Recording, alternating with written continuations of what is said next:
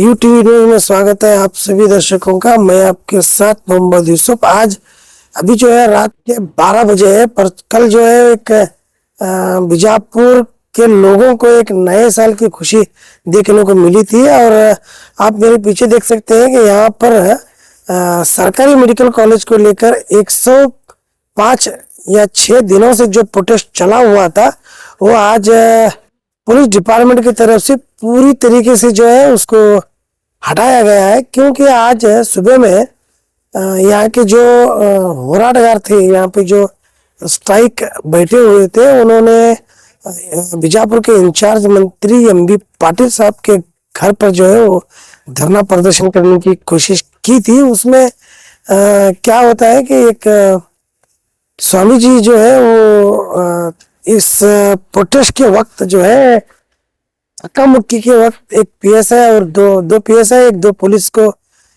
जो हाथ उठाने का जो उन्होंने काम किया हुआ था, उसके चलते यहाँ के लोगों के तरफ से बताया जा रहा है कि जो स्वामी जी ने पुलिस डिपार्टमेंट पर जो हाथ उठाया है, इस वजह से जो है यहाँ का जो है वो टेंट जो है वो 105 दिनों से जो यहाँ पर कायम था और प्रोटेस्ट चल रहा था, उसे पूरी तरीके से जो है पुलिस डिपार्टमेंट की तरफ से हटाया गया है। ये इस तरीके के आरोप जो है वो बीजापुर जिला एसपी और पुलिस डिपार्टमेंट पर लग रहे हैं। अभी जैसा कि आज सुबह में जो प्रोटेस्ट हुआ था, उसी सिलसिले में जो है वो 6 लोगों को जो है उसमें गिरफ्तार किया गया है और उनको जो है बीजापुर सेंट्रल जेल को भी रवाना किया गया है।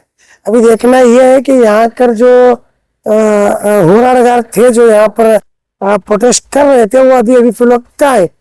तो आप देख सकते हैं कि यहाँ पर जो डॉक्टर बाबा साहेब अम्बेडकर का जो स्टैचू है, वो उसके नीचे इनका कहना है कि इसके बाद प्रोटेस्ट जो है वो वहां पर चालू होगा। अभी यहाँ पर जो है सबसे बड़ा सवाल ये उठ के सामने आता है कि बीजापुर सिटी में जो है ना तो हाईकोर्ट बना है और ना तो आईआईटी बना है और ना ही कोई बड़ा हॉस्पिटल जो है वो सरकार की तरफ से बना हुआ है। तो यहाँ पे जो होराटगार का डिमांड था कि पीपी जो है उसको कैंसिल करके आप अगर सरकारी मेडिकल कॉलेज होता है तो गरीबों को बहुत का इसका लाभ मिलेगा। तो अभी आने वाले दिनों में देखना है कि ये जो आंदोलन था वो कहाँ तक चलेगा और ये आंदोलन जो है आने वाले दिनों में क्या रूप लेगा और इसका जो है क्या नतीजा निकल कर सामने आएगा। ऐसा कि बीजापुर डिस्ट्रिक्ट के इंचार्ज मंत्री एमबी पाटिल साहब ने भी बताया था कि हमने प्राइवेट मेडिकल कॉलेज का हाथ छोड़ा हुआ है, सरकारी मेडिकल ही बनाएंगे, हम सरकारी मेडिकल कॉलेज ही बनाने की कोशिश करेंगे। तो ऐसा इस तरीके से अचानक जो पुलिस डिपार्टमेंट का जो एक्शन देखने को मिला, तो इससे कई सवाल जो है उठ के सामने आते हैं। अभी आगे देखेंगे कि ये आंदोलन कहाँ तक पहुंचे।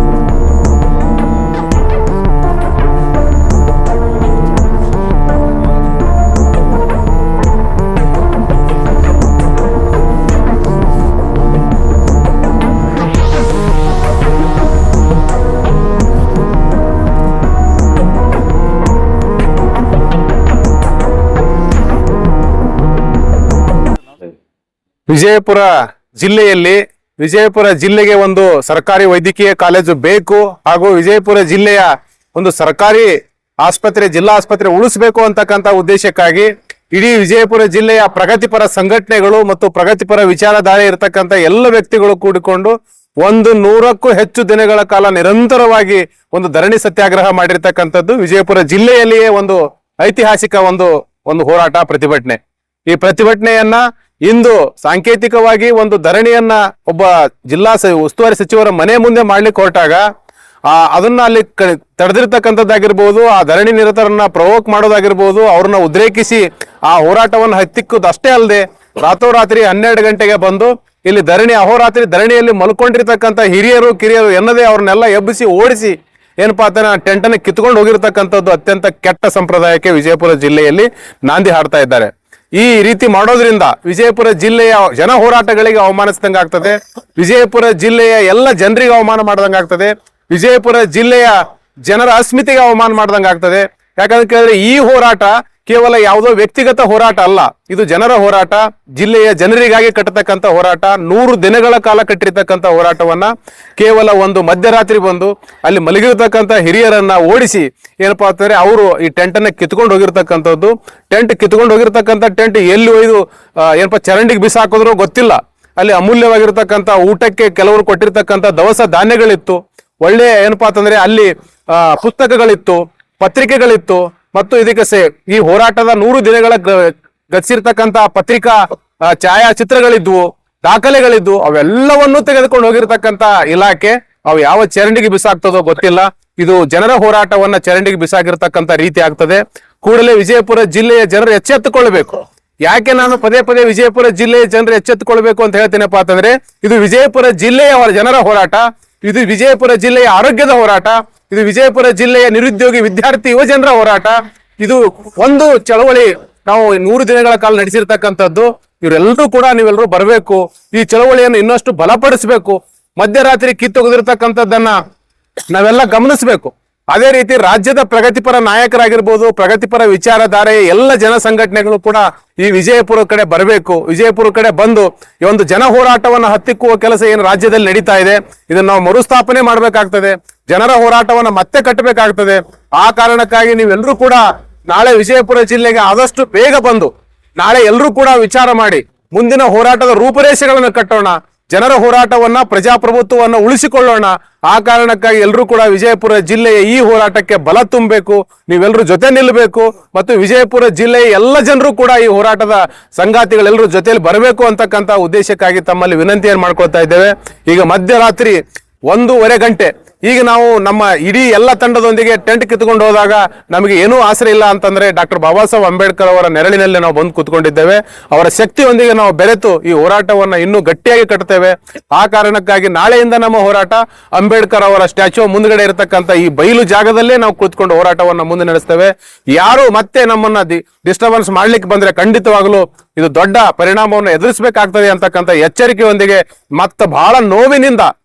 ನಾವು ಬಹಳ ನೋವಿನಿಂದ ಹೇಳ್ತೇವೆ, ನಮ್ಮ ಟೆಂಟ್ ಕಿತ್ಕೊಂಡು ಹೋಗಿರ್ಬಹುದು ಅಥವಾ ಹೋರಾಟವನ್ನು ಹತ್ತಿಕ್ಕಿದ್ದೇವೆ ಅಂತಕ್ಕಂಥ ಸಂತಸದಲ್ಲಿ ನೀವು ಇರಬಹುದು.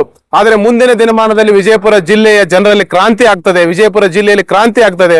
ಆ ಕ್ರಾಂತಿಗೆ ಯಾರು ಕೊಚ್ಕೊಂಡು ಹೋಗ್ತಾರೋ ಗೊತ್ತಿಲ್ಲ, ಖಂಡಿತವಾಗ್ಲೂ ಅದು ಆಗ್ತದೆ. ಅದು ಆಗ್ಲಿಕ್ಕೆ ನೀವೇ ಮುನ್ನುಡಿಯನ್ನು ಬರೆದಿದ್ದೀರಿ, ಮತ್ತೆ ಇದನ್ನು ನೀವೇ ನಿಲ್ಲಿಸಬೇಕಾಗ್ತದೆ. ನಿಲ್ಲಿಸದಿದ್ರೆ ಖಂಡಿತವಾಗ್ಲೂ ಕೆಟ್ಟ ಪರಿಣಾಮವನ್ನ ನೀವೇ ವೈಯಕ್ತಿಕವಾಗಿ ಎದುರಿಸ್ತೀರಿ ಅಂತಕ್ಕಂಥ ಮಾತನ್ನು ಹೇಳ್ತಾ, ಬಂಧುಗಳೇ, ಈ ಹೋರಾಟ ನಮ್ಮ ಜನರ ಹೋರಾಟ ಆಗಿರೋದ್ರಿಂದ ನೀವೆಲ್ಲರೂ ಕೂಡ ಕೈ ಜೋಡಿಸಬೇಕು. 100 ದಿನಗಳ ಕಾಲ ಈ ಹೋರಾಟವನ್ನು ನಡೆಸಿದ್ದೀರಿ. ಈ ವೈದ್ಯಕೀಯ ಕಾಲೇಜು ಸ್ಥಾಪನೆ ಆಗುವವರೆಗೂ ಕೂಡ ನೀವು ನಮ್ಮ ಜೊತೆಲಿ ಬರಬೇಕು ಅಂತಕ್ಕಂಥ ವಿನಂತಿಯೊಂದಿಗೆ ನಾವು ಈ ಹೋರಾಟಕ್ಕೆ ತಮ್ಮೆಲ್ಲರಿಗೂ ಕೂಡ ಮತ್ತೆ ನಮ್ಮ ಸಂಗಾತಿಗಳು, ಹೋರಾಟದ ಗೆಳೆಯರು, ಹಿರಿಯರು ಅವ್ರೇನಪ್ಪಾ ಅಂತ ಇವತ್ತು 6 ಜನರಿಗೆ ಅರೆಸ್ಟ್ ಮಾಡಿದ್ದೀರಿ, ಜೈಲಿಗೆ ಕಳಿಸಿದ್ದೀರಿ. ಇದು ಎಂತಹ ದುರಂತದ ಸಂಗತಿ. ಹೋರಾಟಗಾರನ ಜೈಲಿಗೆ ಕಳಿಸ್ತಕ್ಕಂಥದ್ದು, ಆ ಹೋರಾಟದ ಹಿರಿಯ ಜೀವಗಳು ನಿರಂತರವಾಗಿ 70 ವರ್ಷಗಳ ಕಾಲ 70 ವಯೋಮಾನದಲ್ಲಿಯೂ ಕೂಡ ಅವ್ರೇನಪ್ಪಾ ಅಂತಂದ್ರೆ ಜೈಲಿಗೆ ಕಳಿಸ್ತಕ್ಕಂಥದ್ದು ಒಂದು ಕೆಟ್ಟ ಸಂಪ್ರದಾಯಕ್ಕೆ ವಿಜಯಪುರ ಜಿಲ್ಲೆಯಲ್ಲಿ ನಾಂದಿ ಹಾಡಿದ್ದೀರಿ. ಆ ಹೋರಾಟದ ಗೆಳೆಯರಲ್ಲಿ ನಮ್ಮ ಹಿರಿಯ ಪತ್ರಕರ್ತರಾಗಿರ್ತಕ್ಕಂಥ ಅನಿಲ್ ಹೊಸಮನಿ ಸರ್ ಅವರನ್ನು ಕೂಡ ನೀವೇನಪ್ಪಾ ಅಂತಂದ್ರೆ ಅಮಾನುಷ್ಯವಾಗಿ ನಡೆಸಿಕೊಂಡಿದ್ದೀರಿ. ಆ ಜೀವ ಇವತ್ತು ನಮ್ಮನ್ನೆಲ್ಲ ಏನಪ್ಪಾ ಅಂತಂದ್ರೆ ಧೈರ್ಯ ತುಂಬಿ ಈ ಹೋರಾಟವನ್ನ ಕಟ್ಟಿಕೊಟ್ಟಿರ್ತಕ್ಕಂಥವ್ರು ಇಂದು ಜೈಲಿಗೆ ಹೋಗಿದ್ದಾರೆ. ನಾವು ಅವರಿಗೆ ಮತ್ತೆ ನಾವು ಅವ್ರಿಗೆ ಹೇಳ್ತೇವೆ, ನೀವು ಜೈಲಲ್ಲಿ ಇರಬಹುದು, ನಾವು ಹೋರಾಟವನ್ನ ಬೀದಿಯಲ್ಲಿ ನಿಲ್ಲಿಸ್ತೇವೆ, ಮತ್ತೆ ಗಟ್ಟಿಯಾಗಿ ನಿಲ್ಲಿಸ್ತೇವೆ ಅಂತಕ್ಕಂಥ ಮಾತನ್ನು ಹೇಳ್ತಾ ಇದ್ದೇನೆ. लेटेस्ट न्यूज अपडेट्स के लिए YouTube एक्सप्रेस को सब्सक्राइब कीजिए, साथ में बेल आइकॉन को भी क्लिक कीजिए, साथ ही साथ लाइक, शेयर और कमेंट करना ना भूलिए।